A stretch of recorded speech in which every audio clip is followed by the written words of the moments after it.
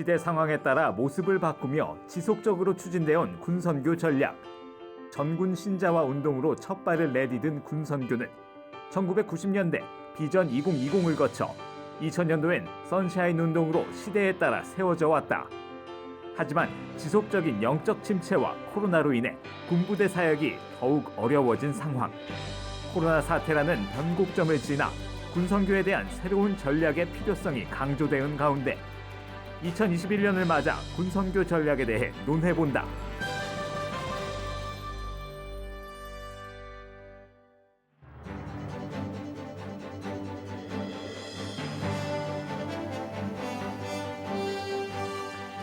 안녕하십니까. 한국교회를 논하다 진행을 맡은 한기채 목사입니다.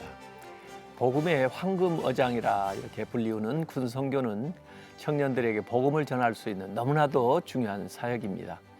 그 가운데 전국 전 국민 복음화율을 끌어올리겠다고 하는 취지로 시작된 한국교회 청년 사역의 대표 정책인 군선교 비전 2020 운동이 2020년 지난해에 마무리되었습니다.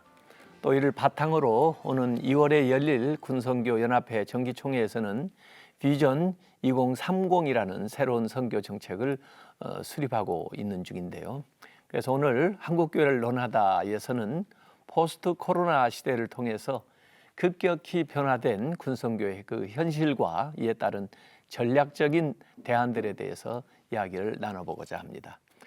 먼저 오늘 같이 이야기를 나눠주실 귀한 세 분을 소개해드리겠습니다. 한국기독교 군선교연합회 사무총장이신 이정우 목사님 나와주셨습니다. 반갑습니다. 또 이어서 사랑의 교회 군선교를 담당하시고 대한예수교 장로회 합동총회 군선교 총무이신 주연종 목사님 나와주셨습니다. 반갑습니다. 끝으로 30기갑 여단 필승교회 담임 목사이신 이은성 목사님 나오셨습니다. 네, 반갑습니다. 네, 시대에 따라서 이 달라진 병영 문화와 그 20대 청년들에 맞춘 새로운 군선교 전략에 대해서 이 많은 고민과 노력 그리고 기도가 이어져 왔는데요. 앞서 말씀드린 대로 지난해 마무리된 한국교회 청년사역의 그 대표 정책인 군선교 비전 2020 운동에 대해서 먼저 이야기를 나눠보고 싶습니다. 실제로 비전 2020 운동의 핵심 사역인 진중 세례를 통해서 많은 장병들이 세례를 받고 장병 세례받은 이 장병들이 민간교회와 결연 사역으로 이렇게 연결이 되어서 신앙생활을 할 수 있도록 그렇게 노력을 했는데요. 비전 2020이 정확히 어떤 사역인지 간단한 소개와 더불어 이에 대한 긍정적인 면과 또 아쉬웠던 면들에 대해서 의견을 좀 제시해 주시면 좋겠습니다. 이정우 목사님 실질적으로 그 일을 주도하셨는데 좀 얘기 좀 해보시죠. 네. 비전 2020은 1996년도부터 이제 시작을 했는데 그 핵심은 뭐냐면 그 군에서 청년들을 대상으로 연간 20여만 명씩 세례를 주면 2020년도에 다다르면 전 국민 75%를 신자화할 수 있다. 네. 그것이 이제 핵심이죠.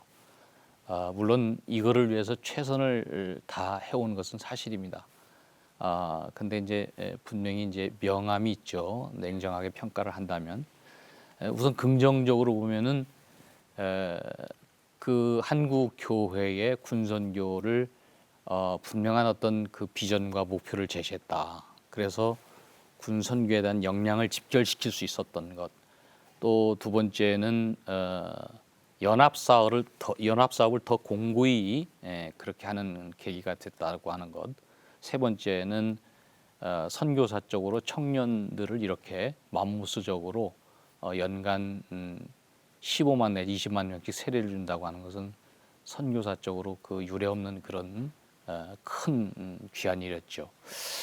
그러나 아쉬운 부분도 없지 않아 있습니다. 아쉬운 부분은 평신도가 주도했다고 하는 것. 그래서 군사역의 전문가는 군목들인데 충분히 어떤 전략과 전술을 공감하고 교감하고 그래서 이것을 그 현장에 그 적용하는 데는 다소 아쉬움이 있었다. 그래서 이제 전략이 너무 빨리 노출이 되다 보니까 타 종교에서 위기 의식을 느끼게 된 거죠. 예, 예. 그래서 과도한 경쟁, 불필요한 경쟁 이런 것들이 없잖아 있었던 것이 암이라고 하면 암일 수가 있습니다. 예, 어두운 부분.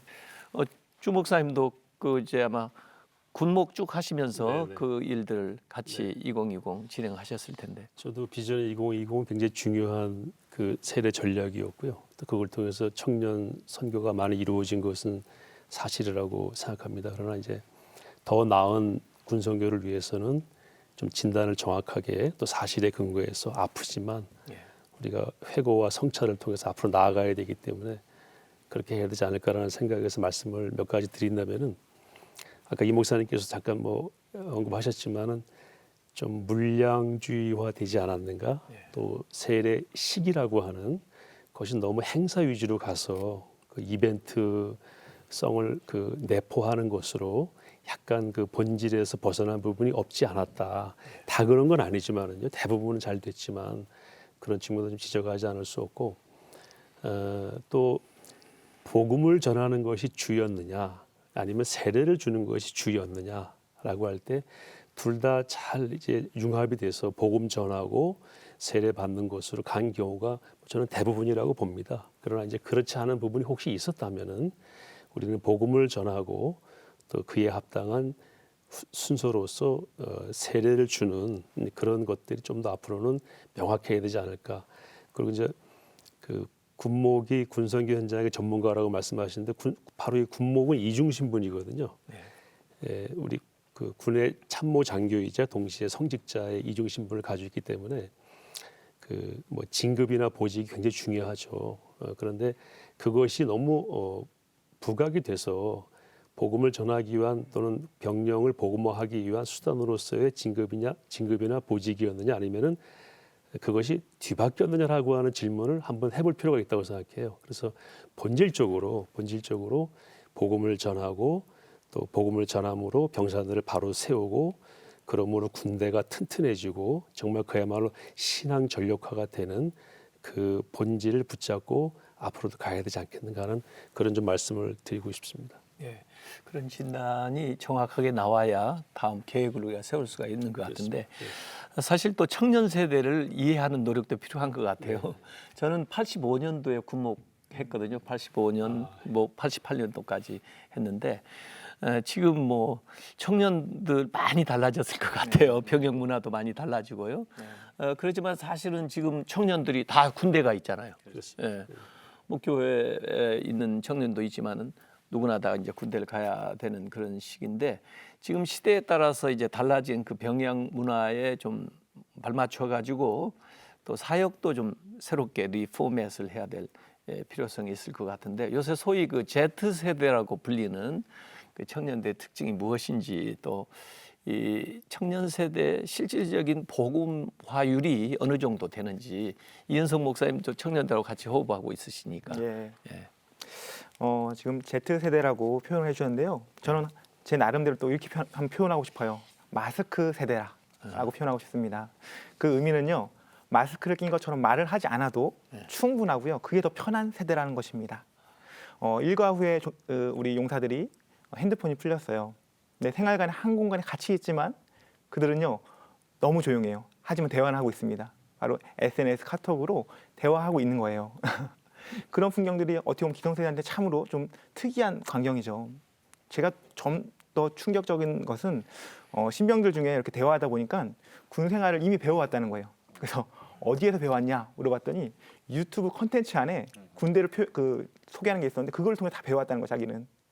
정말 기성세대 본다면 다른 세대라고 느낄 만큼 아주 좀 다른 면이 있습니다. 즉 사람의 소통보다는 기계와 인터넷과 스마트폰이 더 익숙한 세대인 거죠. 그들의 복음화율은 제가 정말 신교대가 아니라 자대에서 체감하기로는요 3%, 그래? 즉 미전도 정도 수준이라고 생각됩니다. 근데 저는 이 관점을 좀 다르게 봐요. 3%, 이거밖에 안 돼? 정말 무너졌다가 아니라요. 우리가 전도하고 또 양육해야 되고 바라봐야 할 대상이 97%가 지금 군대로 입대하고 있다. 그들이 우리의 전도 대상이다. 이런 관점을 가지고 사역을 하고 있습니다. 전도 대상자는 많은 건 사실인데 좀 놀랍네요. 그 3% 정도밖에 안 된다는 게. 그리고 아까 우리가 2020에서 목표한 것이 군 세대 군에 있는 동안에라도 우리가 전도를 열심히 잘하면 그들이 계속 배출되어 나가면서 복음화율이 높아질 거다 이렇게 기대하는 거잖아요. 주 목사님은 어떻게 생각하세요? 현재 이제 전적으로 동감하고요. 지금 이 목사님 말씀에도 저는 굉장히 공감이 됩니다. 저희 때에는 저희 보고 신세대라고 그랬거든요. 어르신들이 저희 20대. 요즘 20대 군에 입대하는 연령층을 이제 표현하는 단어가 욜로. 너의 인생 한 번뿐이니까 뭐 즐겨라. 소확행. 소소하지만 확실한 행복에 올인한다. 그래서 열심히 일해서 월급 받은 다음에는 사직하고 해외 여행 가거든요. 우리 때는 상상 못했죠. 그리고 사색보다는 검색을 잘한다. 또 공유 경제의 그 마지막 프론트 라인에 최일선에 있어요. 자전거도 그냥 개인이 소유하지 않고 있는 거 나눠 타고 이런 것들이 이제 이 시대 젊은이들을 표현하는 용어로 이제 정리가 되는데 바꾸려고 하면 안 될 것 같아요. 여기에 맞는 이들을 흡입할 수 있는 새로운 그 매력적인 것들을 우리가 얘기하면서 그 안에 본질적인 복음을 담을 때에 이 목사님 말씀하신 오히려 그야말로 군대가 새로운 생명체가 생겨나는 탄생하는 그런 장으로 될 수 있지 않을까 그런 기대를 가져봅니다.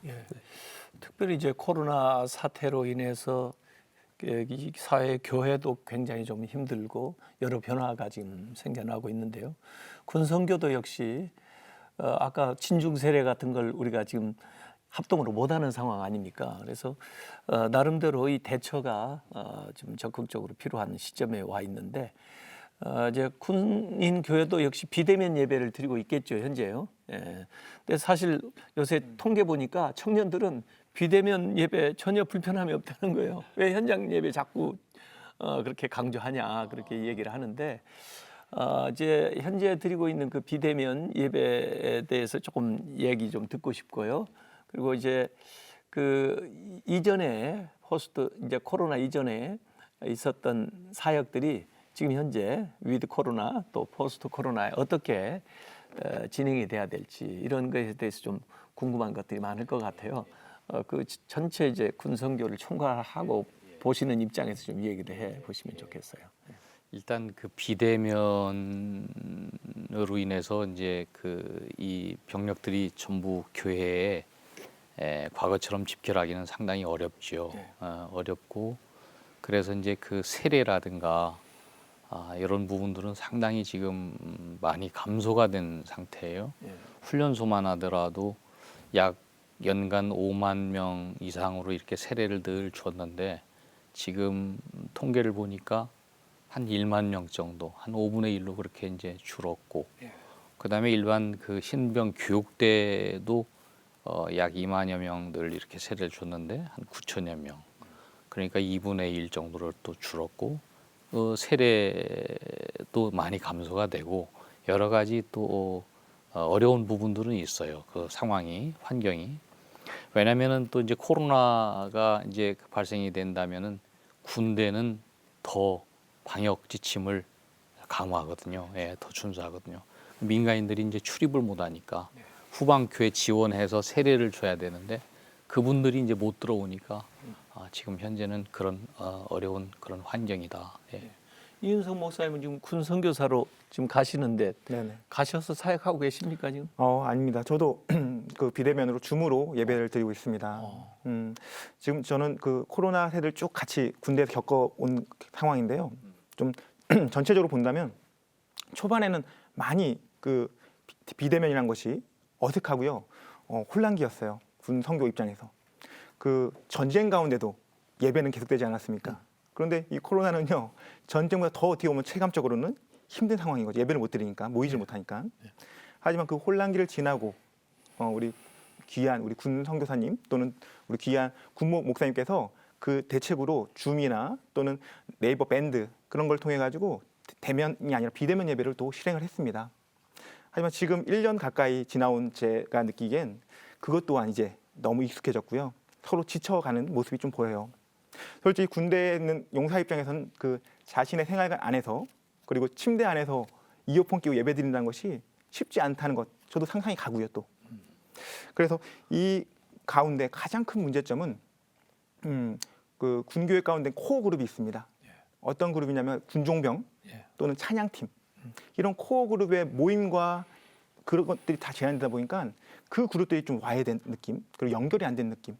그래서 다시 시작하려 해도 좀 막막한 그런 현실이 좀 군선교사나 아마 군목 목사님들 현장에 있는 분들은 다 느낄 것입니다. 굉장히 일반 우리 사회 못지않게 더 어려운 그 상황에 놓여 있는 것 같습니다.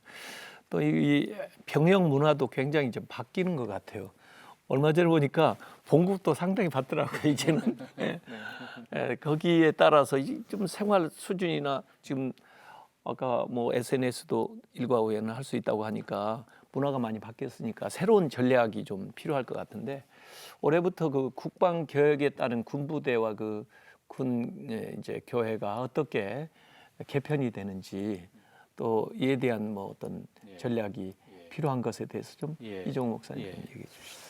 군선교라고 하는 것은 아무래도 이제 그 환경하고 무관치하는 것 같아요. 국방개혁 2.0으로 인해서 이제 2022년도에 병력이 약 10만여 명 정도가 이제 감축이 되고요. 그리고 그 육군만 하더라도 부대가 한 6개 사단이 이제 그 통폐합이 되고 또 폐지가 되고 해체가 되고 그래서 이제 그 군 교회들도 168개 교회에서 한 60여 개 교회가 지금 통폐합이 되거나 또 용도 폐기가 된 거예요. 용도 변경도 되고, 뭐 식당이라든가 뭐 체육시설로. 앞으로 2023년도까지 한 60여 개 동이 또 그렇게 진행이 될 것 같아요. 그러다 보면은 이제 그 하드웨어 쪽보다는 이제는 우리가 뭔가 좀 그 소프트웨어로 그 과감하게 전환이 돼야 되지 않겠나. 특별히 이제 사람. 아까도 말씀하셨는데 이 군선교사 그리고 군목들 이들이 이제 그 장병들의 신앙 지도를 위한 어떤 리더십이라면은 체계적으로 교육하고 또 관리하고 또 지원도 체계적으로 시스템적으로 그렇게 잘 마련해서 가야 되지 않겠나. 그다음에 그 두 번째는 우리가 좀 관심 가져야 될 게 교단 연합이 제일 잘 되는 데가 이제 군선교잖아요. 그럼에도 불구하고 한 목소리를 참 못 내는 게 현실이에요. 한 목소리를 그 더 강화하기 위해서 강화하면은 더 우리가 그 좋을 수밖에 없는 게 예를 든다면은 군대 내에서 신자들 보호도 해야 되고 교회들 보호도 해야 되고 이단으로부터 그리고 또 그 뭐 병영에서 이제 뭐 그 저 뭐 그 뭡니까 그 성 그 뭐 차별 금지 등등 이런 부분들은 제도권 안에서 할 수 있는 일이 아니거든요. 제도권 밖에서 우리 교단위 연합에서 한 목소리를 낼 때 그리고 하나가 될 때 더 귀한 일들을 감당할 수 있지 않을까 그런 생각을 해봅니다. 그러니까 지금까지는 좀 아까 주 목사님 말씀하신 것처럼 양적인 것을 좀 우리가 치중을 했다면 이제 사실 교회에서도 세례 받기 전에 교육 철저히 6개월 정도 또 학습도 받고 뭐 이런 절차가 있었잖아요. 근데 앞으로 좀 이제 이 비전 2030을 계획해 나가는데 꼭 참고를 해서 변하는 상황에 좀 질적으로 체계적으로 잘 해야 될 것 같은데 그런 생각 좀 나눠주시면 좋을 것 같아요. 저는 지금 코로나 시대가 상황이 왔기 때문에 예배가 어려운 부분도 있지만 이미 환경적으로는 이 복음 전하는 것이 참 어려운 그런 환경이 도래했다 이미 사회적으로도 말이죠. 그래서 아까 말씀하신 대로 군에 가기 전에 3% 정도만이 복음을 듣고 가는 정도라고 하면 옛날에 비하면 굉장히 낮은 숫자거든요. 그래서 포괄적으로 이런 것들 어떻게 풀까? 제가 한 25년쯤 전에 미 육사 교회 주일 예배를 한번 출장 갔다가 드린 적이 있는데 미 육사는 한 학년에 1,000명씩이니까 한 4,000명 되거든요. 한 700명 정도가 예배에 왔더라고요. 그 교장하고 교장 그 사모님도 같이 이렇게 와서 예배를 드리시고 저 이제 끝나고 담임 목사님하고 대화도 좀 나눴는데 그리고 뉴욕에 있는 그 지역 교회가 와서 찬양 집회도 하고 우리랑 비슷하더라고요. 그래서 외출을 많이 나가지만 한 700명 정도 왔다는 건 많이 온 거죠. 그런데 제가 한 10여 년 전에 한국 육사 주일 예배 인도하러 갔는데 생도는 한 명 나왔더라고요. 물어보니까 다 외출 나가고 주로 저녁 예배나 수요 예배 때에 집중한다. 근데 이게 이제 병사들까지 왔거든요. 주일날 주말 외출이 기본권이라고 해서 나갈 수 있게 됐고 아마 30%까지가 나가는 걸로 돼 있는 걸로 알고 있는데 주일날 예배드리기가 낮 예배가 더 어려워지는 환경이 오고 있습니다. 여러 가지 환경들이 중첩이 돼서 오고 있는데 그럼 전략적으로 주일 저녁 예배나 또 수요 예배나 또는 문화적이고 감성적인 것들을 많이 확대하고 집중하는 그런 쪽으로 전략을 좀 개발해서 가면은 대응할 수 있지 않을까라는 생각을 해봅니다. 그러니까 기본적으로 우리 이제 시청하신 분도 그렇지만은 군을 선교지로 봐야 될 것 같아요. 예, 국내에 있지만 그리고 그 또 특수성이 있기 때문에 거기에 대한 이해가 더 절실하게 필요하다고 생각하는데 군부대에서 이제 기독교만이 아니잖아요. 다른 종교 활동들도 같이 하고 있는데 거기가 어떻게 이루어지고 있는지 또 군목제도 또 이제 군목만 가지고 부족하니까 군 선교사들의 그 역할 또 그 중요성에 대해서 이종우 목사님 좀 한 말씀 해주시죠. 군에서는 군종장교가 이제 원불교가 2006년도에 들어와서 4개 종단이 이제 각각 한 500여 명 정도가 그렇게 이제 활동을 하고 있죠.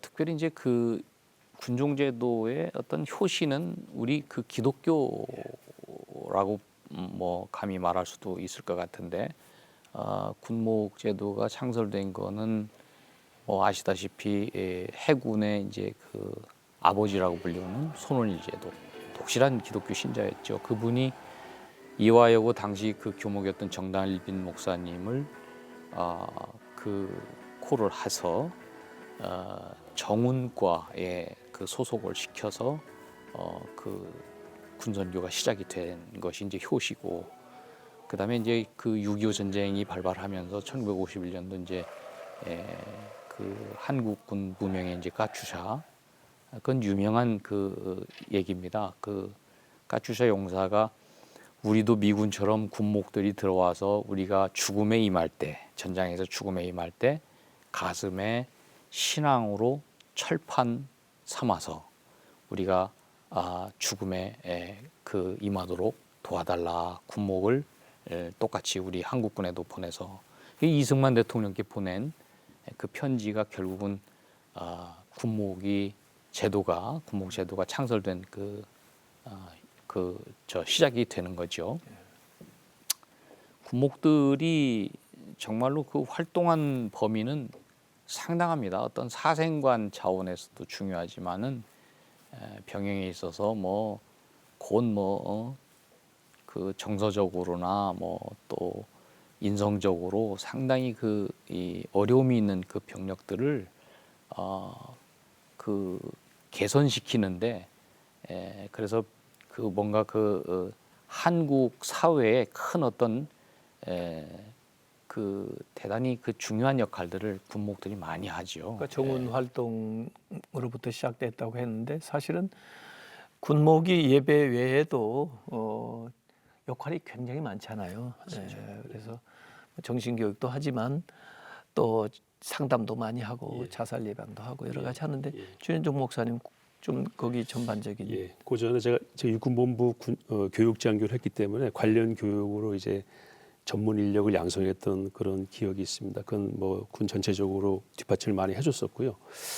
그 전에 먼저 제가 그 국제 군종감 대회 가서 한 30여 개국에서 온 군종감들을 다 인터뷰를 한 적이 있습니다. 우리나라와 같은 선교적인 역할을 하는 군종제도는 전 세계에 없습니다. 정말 놀라운 일인데요. 그러니까 저희가 이제 군선교에 대해서 얘기하면 이분들은 좀 자기들의 역할이 아닌 걸로 이해를 합니다. 그리고 이미 타종교들이 많이 들어와 있어요. 캐나다, 미국은 다 이슬람이 들어와 있고, 그리고 영국은 이제 그 힌두교도 들어와 있고요. 그런 상황이어서 이 선교적인 그 문이 아직 열려 있는 곳은 사실 대한민국 군대가 거의 유일하지 않는가. 그리고 저희는 이제 군을 통해서 선교를 해서 기독교를 늘리겠다는 게 아니고, 군에서 예수 믿으면 신앙의 철판을 깔게 된다. 그래서 군인으로서도 정말 매력적이고 강한 군대가 될 수 있다. 이런 확신으로 하는 거거든요. 그러니까 선교는 꼭 애국이라고 보고 있는 거죠. 그래서 미 군종학교의 그 박물관에 가서 보니까 6.25 때 미 군목들이 한국에 파병 와서 이렇게 군종 활동했던 장면이 거기 있더라고요. 거기 보니까 내일은 주일입니다. 교회 가세요라고 찝차 앞에 써서 마을로 전도하러 다니는 걸 봤습니다. 그게 한 70년 전이죠. 50년 되니까. 그런데 지금 미 육군 군목, 공군 군목, 해군 군목은 교회 밖에서는 전도 못하게 제도화되어 있습니다. 그러니까 바뀌었다는 거죠. 그래서 우리도 언젠가는 이 선교의 문이 닫힐지 모르니까 정말 사력을 다해서 남은 기간 동안 최선을 다해야 되겠다. 그 선교만 하는 것이 아니고 선도 활동이라는 걸 통해서 그 10대 자살률 20대가 굉장히 높거든요. 근데 우리 군목들이 군인교회 신자들과 함께 엄청 노력을 해서요. 이 지금 대한민국에서 집단 중에서 군대만큼 자살이 낮은 집단이 없습니다. 그걸 한 10여 년 동안 열심히 다했어요. 예, 지금 1년에 한 58명 정도가 평균 자살한다고 나오는데 과거에는 400명 자살했습니다. 그리고 사회에서 20대 자살률보다 반밖에 안 됩니다. 그건 군목들이 이제 자애로운 성직자로서 선도 활동을 통해서 군인교회 신자들과 함께 섬긴 그 결과가 아니겠는가. 이런 것들이 이제 군대 내에서 군선교라고 하는 큰 바운들이 안에 있지만 이 전인적인 섬김, 포괄적인 섬김을 통해서 군을 돕는 케이스가 아닌가 이렇게 생각합니다. 저도 군목할 때 보면 지휘관들은 이 군 전력화, 또 정신무장 이런 측면에서 굉장히 강조하면서 한 사람이 한 종교를 가져라 그렇게까지 지휘관이 강조를 한 적이 있거든요. 그래서 사실은 뭐 우리는 다 예수님 믿게 하고 싶지만 어쨌든 그 선택할 수 있는 그런 이제 환경이고 또 가까이 이전에 접하지 못했던 사람이 가까이서 마음만 있으면 접할 수 있는 환경이 군인 것 같은데 지금 현재 어떻게 그렇게 진행이 되고 있습니까? 네, 지금 군대에 있는 교회는 한 1000여 개의 교회가 돼요. 그 중에 군 목사님들은 한 260명 가량 되고요. 저같이 군 선교사는요 한 600명 가량이 됩니다. 어떻게 보면 군 선교사는 그 군목들을 협력하는 그런 역할을 군대에서 담당하고 있어요. 또 한편으로는 실질적으로 대대교에서 자대로 오는 용사들을 실제로 부딪히고 만나고 접촉하는 것이 또 군 선교사들입니다. 저는 군 선교사로서 좀 감사했던 적이 있습니다. 그 어떤 것이냐면 군대 안에서 긴박한 상황이 있었습니다. 군대 적응이 좀 어려운 용사가 정말 아까 말씀하신 대로 좀 극단적인 선택을 시도하려고 했던 것입니다. 어쩌면 보면 군대 입장에서는 적절한 조치를 취했는데 그 용사의 부모님 입장에서는요. 우리 아들이 밖에서는 멀쩡했는데 어떻게 군대 가서 이렇게 됐냐. 이건 자기가 볼 땐 군대 책임이다. 이런 식으로 이제 나온 거예요. 그 가운데 군대와 그 부모님의 입장 차이가 너무 어긋난 상태에서 중요한 것은 그 용사 무사하게 전역시키는 것인데 이게 어긋나 보니까 일이 좀 커지더라고요. 그 가운데 저는 신분이 2가지입니다. 군대에 있지만 또 민간인이고요. 군 선교사예요. 그 부모님 입장에서는 군대 사람들은 잘 못 믿겠지만 목사님이라고 하니까 또 신분이 민간이라니까 저랑은 어떻게 보면 소통이 뚫린 거예요. 믿어주시고. 그래서 저는 어떻게 보면 중간 역할이죠.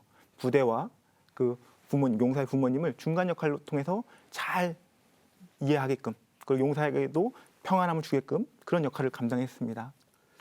사실 저는 하나님께 좀 이런 마음이 좀 들었어요. 일찍 젊은 나이에 군선교를 불러주시려면 저도 학부 때 신학교를 가게 하시고 군목을 좀 허락해 주시지. 이 군선교사 솔직히 한국 교회에서도 그렇고 인식이 별로 좋지가 않아요. 그리고 자비량이라는 것 때문에 들어오기가 쉽지가 않습니다. 그래서 그런 얘기를 많이 했는데 그 순간에 깨달았어요. 하나님이 군목이건 군 선교사건 합당한 그 역할을 주셨다는 거예요. 그리고 군대 안에 그런 역할을 나눠주셨다는 거예요. 저는 이 가운데 군 선교사를 좀 더 집중하기 원해요. 저처럼 열정 있고 저도 군대에서 하나님 만났거든요. 하지만 그 열정을 그 은혜를 군대에 갚고 싶은데 나누고 싶은데 그런 장이 펼쳐지지 않았어요. 저 같은 경우는 참 감사한 케이스예요. 어떻게 보면 지역 교회를 잘 만났습니다. 목동 제일교회라는 교회인데요. 그 교회는 그냥 후원한다는 의미가 아니라요. 입체적으로 정말 군 사역을 입체적으로 바라보고 해외 선교사를 파송하는 것처럼 군에 선교사를 파송한 그런 교회를 만났습니다. 그 교회를 통해서 정말 제가 이렇게 활동을 할 수 있고 이런 중요한 역할, 어떻게 보면 군대의 사각지대죠. 대대교회와 그런 민간인과 군 사이의 역할을 감당할 수 있거든요. 저는 이 자리를 빌어서 좀 이렇게 정말 군목도 중요하지만 또한 그 연합하는, 협력하는 군 선교사의 입장과 그들의 여건 그리고 그 사각지대를 좀 한국교회에 좀 알리고 싶고요. 그런 부분을 좀 한국교회가 집중해서 입체적으로 그냥 한 번 선교하는 것이 아니라 입체적으로 크게 좀 보면 이 군 환경이 달라질 것입니다. 제가 잠깐 좀 코멘트를 하고 싶은데 이 목사님 역할 같은 분들의 역할이 저는 굉장히 중요하다고 생각합니다. 예. 군인교회가 한 1000여 교회 되는데 예. 현역 군목은 한 200여 명밖에 안 되거든요. 예. 그러면 나머지 교회들과 신자들을 섬길 사역자가 필요한데 군목들은 이제 예배나 뭐 설교 이외에도 맡은 일들이 굉장히 많습니다. 부대 활동들이. 그래서 저는 우리 이 목사님 같은 분들이 더 많이 나와야 되고 현역 군목들은 이 목사님 같은 이 민간인 성직자분들을 정말 파트너로 또는 목회적으로는 또 선배일 수도 있거든요. 잘 섬겨서 이것이 얼마나 조화를 이루느냐가 향후 군선교회에도 굉장히 중요한 정책으로 마련돼야 되지 않겠는가라고 생각합니다. 예. 저희 교회에서도 군 선교사 2분을 이제 파송해서 지원을 하고 있는데 저도 이제 군목을 80년대 그때는 그래도 지금보다 군목이 많았을 거예요. 그렇죠, 많았습니다. 그런데도 저는 전방에 있었기 때문에 7개의 교회를 돌봐야 됐어요. 주일에. 그래서 굉장히 정말 바쁘고 그랬는데 그래도 그 당시에도 그 참 전방 지역의 시골 조그마한 교회 목사님들이 이제 도와주셨죠. 그래서 교회를 하나씩 맡아서 이렇게 도와주시고 했는데 지금은 좀 더 전략적으로 해야 될 것 같고요. 또 사실 군목 가는 군목 후보생들이 굉장히 사실 군목 시험 되려면 요새 고시 수준이에요. 그래서 제가 볼 때는 우수한 인력들이 들어가고 있습니다. 이제 그분들이 참 사역을 잘 할 수 있도록 참 지원을 해줘야 될 텐데 군종 목사님들의 그 역할 또 군 안에서의 그 좋은 어떤 사례 이런 것들이 있을 것 같은데 이종우 목사님은 실제 지금 모든 군생활 몇 년 하셨어요 지금? 30년 조금 더 했죠. 네, 그러니까 좀 뭐 군목으로서 최고 지위까지 오르시고 그렇지 않고. 은퇴를 하셨는데 못해서 그냥 좀 더 열심히 하라고 부끄럽습니다만. 예. 어때요? 예, 뭐 군목들도 애로사항이 있을 것 같아. 군목들 애로사항도 많이 있죠. 있는 게 다른 것보다는 아까 우리 주현종 목사님 말씀했지만은 이중신 분이잖아요. 네. 예. 성직자이면서 동시에 참모라 말입니다. 성직자로서 어떻게 보면은 그 민간 교회에서 우리 목사님들이 하는 일들을 그대로 할 수밖에 없어요. 새벽 예배부터 뭐 금요 철야 예배까지. 그리고 우리 그 군선교 현장의 토양은 아까 뭐 미국도 얘기하고 쭉 얘기했지만 미국이나 다른 나라 같지 않고 상당히 그 신앙이 많이 이렇게 그 중요하게 부각되는 그 토양이 우리 한국 군 현장이에요. 네. 거기다가 플러스 군종 참모 역할을 하다 보니까 야 너무 어려워요. 일이 제대로 하려면은. 그래서 이것을 갖다가 어떤 때는 야 이거 뭐 무슨 이것도 아니고 저것도 아니고 꼭 박쥐처럼 이건 새도 아니고 무슨 짐승도 아니고 그런 고민들도 참 많이 있었죠. 많이 있었는데 그럼에도 불구하고 그래서 느는 게 군목들은 순발력인 것 같아요. 순발력만 느는 것 같아요. 여기 가면은 뭐에 더 중심을 둬야 되나, 더 관심을 가져야 되나 등등. 근데 제가 그 군에서 있으면서 한마디로 말씀드린다면은 생명 살리는 일들이 너무 감사했어요. 예. 예. 거기는 뭐 그야말로 이 뭐 가는 곳곳마다 그 생명을 살려달라고 아우성되는 그런 물고기들이 수천지에 널려 있거든요. 뭐 많지만은 뭐 다 얘기는 할 수 없고 딱 하나만, 제가 공병 부대에 있을 때 그 병사가 2번이나 이렇게 뭐 자살이나 자살 시도 그리고 탈영 시도를 했던 이유도 되는 게 뭐냐면은 군에 들어오자마자 어머니가 돌아가셨어요. 아버지는 지체부자여자예요. 그러니 뭐 그 믿고 있었던 건 할머니인데 할머니마저 돌아가신 거예요. 그러니 뭐 얘가 2등병 1등병 때는 헤맬 수밖에 없는 거죠. 그런 병사가 결론적으로 전역할 때 병장 때 딱 되니까 무슨 노래를 하냐면 나 특송 하나 하겠다고 그러면서 하나님 한 번도 나를 실망시킨 적이 없으셨다. 와, 그 찬양을 하는데 제가 눈물을 얼마나 쏟았는지 몰라요. 하나님이 이렇게 변화시켜 주는구나. 예. 그 병력을 계속 관리를 해줬거든요. 예. 그래서 이제 그런 일들이 아주 다반사로 일어나는 데가 군목 군선교 현장이죠. 그렇죠. 예. 그러니까 그것이 군대 들어와서 얼마나 힘들겠어요. 그렇죠. 그런 때는 정말 교회 와서 예배 한번 드리는 게 그렇게 감사하고 감격인데 요새는 좀 편해졌다면서요. 더 힘들 것 같아요. 예, 요즘 뭐 제가 전역한 지 10년쯤 됐는데요. 3년, 5년 하고도 지금 또 다른 것 같습니다. 예. 제가 이제 이런 마당에 한번 좀 드리고 싶은 말씀은 선교 현장 중에 가장 큰 선교 현장이 육군 훈련소, 또 각 사단별로 있는 훈련소나 교육기관인데 육군 훈련소 예배가 너무 좀 이렇게 병사들이 이렇게 억눌려 있다가 뭐 좋은 의미에서 훈련에 집중하고 있다가 교회 가는 것이 일종의 배출하는 문화적인 맛을 좀 맛보면서 배출하는 그런 현장이 됐거든요. 저희 교회에서도 재작년에 한 4천 명 정도가 버스 100대 대절해가지고 훈련소에 가서 예배드린 적이 있습니다. 오정현 목사님도 같이 가셔서 말씀도 전하고 그랬는데 이 훈련소 예배가 너무 이제 오락적으로 가는 거 아닌가 하는 약간의 우려가 있더라고요. 그래서 어쨌든 군인교회가 좀 더 본질적으로 복음을 전하고 교육하고 바른 예배. 그래서 교회는 다른 곳하고 다르다. 이런 느낌도 일부 주면서 그리고 흡입력을 가지며 나가야 되지 않겠는가. 이것이 병력이 변하더라도 저기는 진리에 근거한 변하지 않는 가치를 가진 곳이구나 라는 것이 유지가 돼야 되지 않겠는가. 한번 그런 생각도 좀 말씀드리고 싶습니다.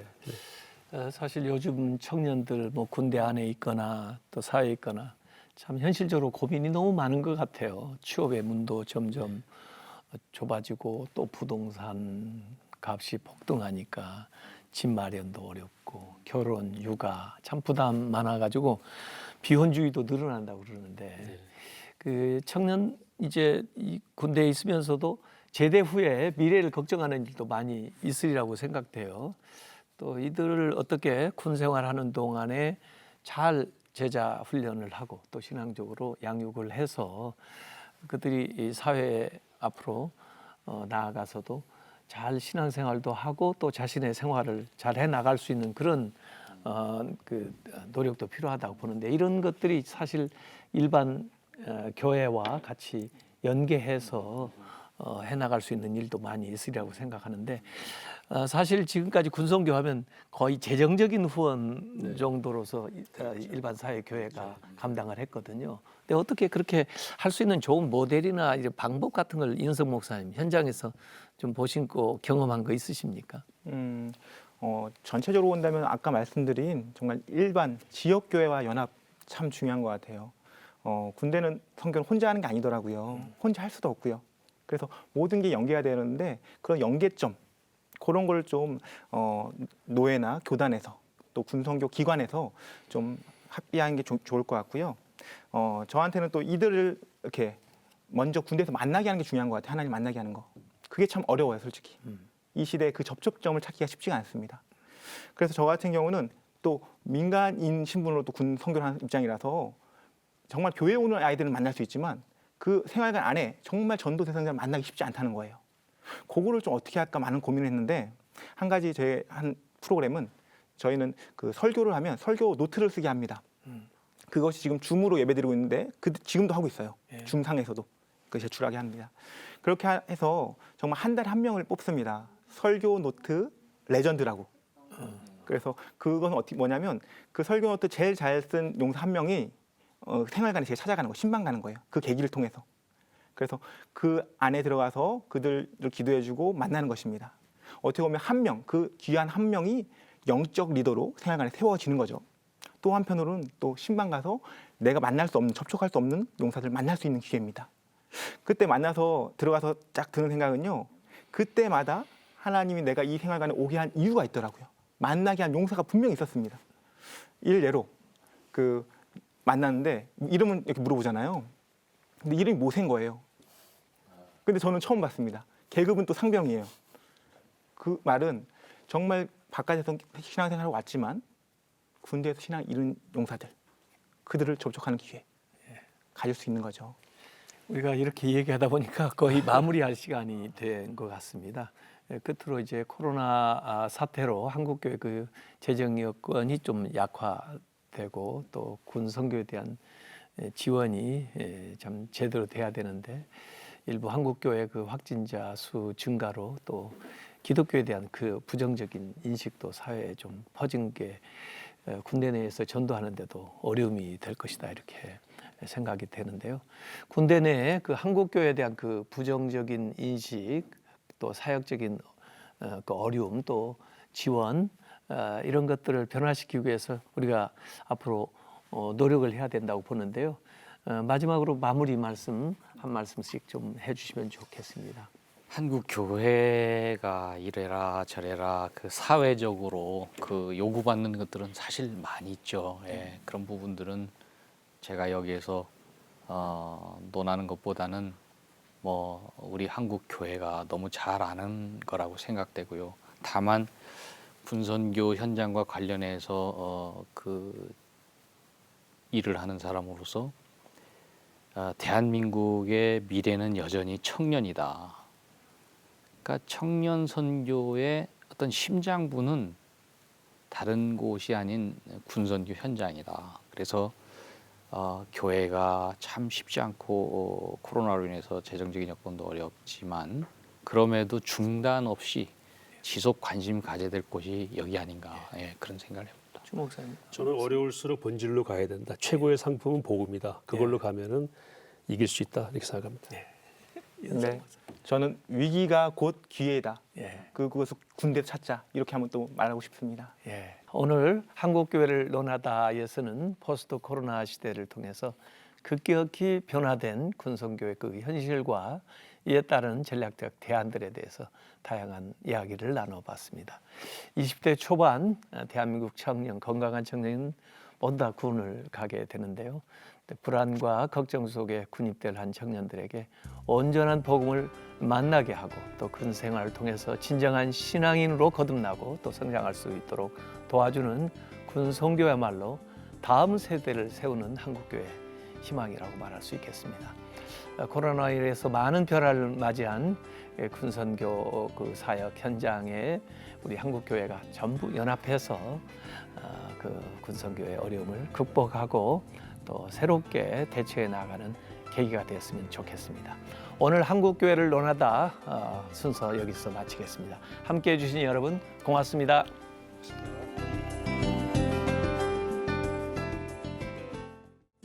이 프로그램은 CTS 방송가족의 사랑과 후원으로 제작되었습니다.